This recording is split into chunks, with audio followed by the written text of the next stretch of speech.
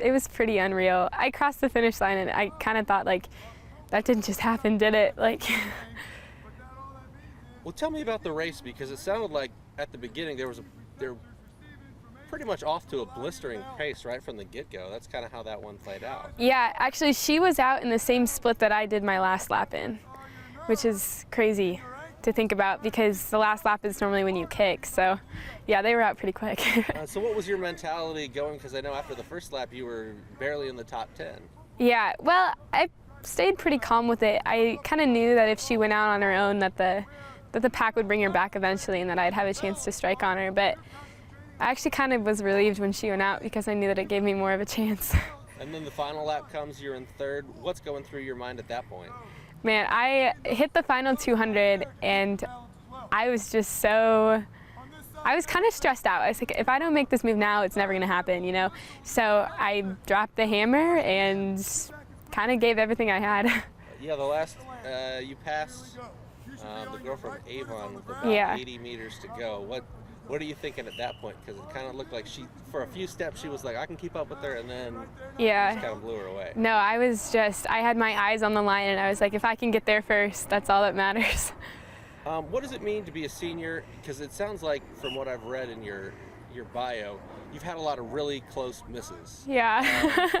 But, you know, ultimately, as a senior, to finally get that win and to get that state championship, what does it mean to kind of put kind of a cap on your career in the most positive way that it could be? Right, it was such a positive way to end it, and I'm so glad it happened then. I don't think that could have come at a better time, and with all of the close calls and all of the narrow misses, it makes this one so much sweeter. For you, what's the next step? Because I know you signed at IU. What are you looking to do there?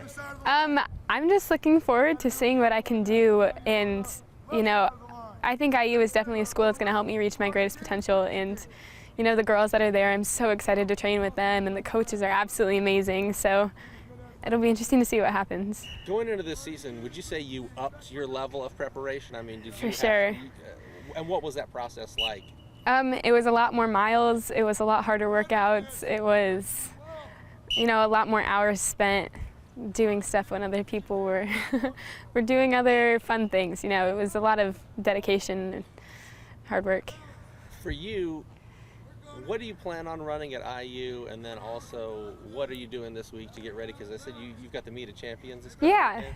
I'm looking forward to the Meet of Champions. I think it'll be a fun way to end off the season with the rest of my recruits.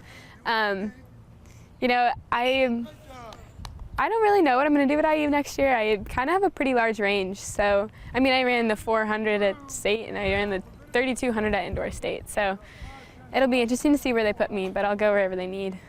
And it sounds like they have kind of recruited pretty much all the people that you compete against in terms of distance running in the state of Indiana. A lot of you guys are going to IU. Yeah, it'll be really exciting.